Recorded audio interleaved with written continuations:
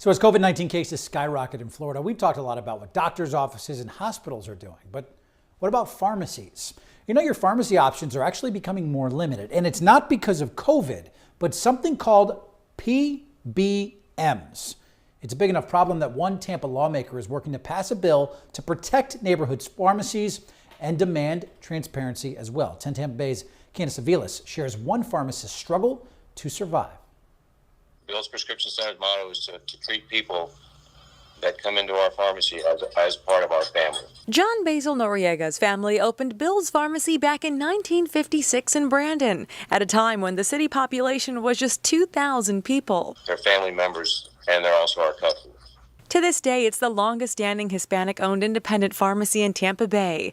But an unexpected threat may force him and other neighborhood pharmacies out of business. 8 or 9 different pharmacies that have gone out of business because of the PBM model. The PBM, or pharmacy benefit managers, operate as a middleman between pharmacies and insurers. Initially, they were supposed to reduce healthcare costs and pass on savings to customers. PBMs work with commercial insurers and Medicare for its Part D benefit and with the Medicaid program. But as time went on, John says the PBM model started to change. They make their money from fees from supply chains and rebates from manufacturers and also from pharmacy spreads. That's the difference between what they pay for drugs from a pharmacy and what they get paid by the insurer, hence the middleman.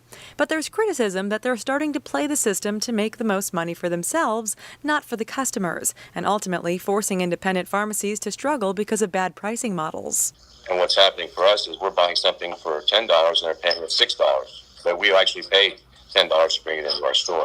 There's also criticism that PBMs favor larger pharmacy chains. They're trying to put small stores out of business, so CVS is the only place people can get their prescriptions filled. Which is starting to create a monopoly in the pharmaceutical industry, one that caught Representative Jackie Toledo's eye. Initially, they were there to lower drug prices, but they've contracted with certain pharmacies and forcing the little man out.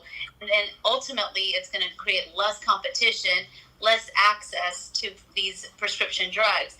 And then they're going to drive the cost of the prescription drugs up. She created House Bill 961, making transparency key for PBMs, showing where their profits come from. These PBMs are hiding behind private contracts. We just want to see how they're making money because we're paying for it. At the end of the day, taxpayers are paying for Medicaid and Medicare. So we need to see how that money is being spent.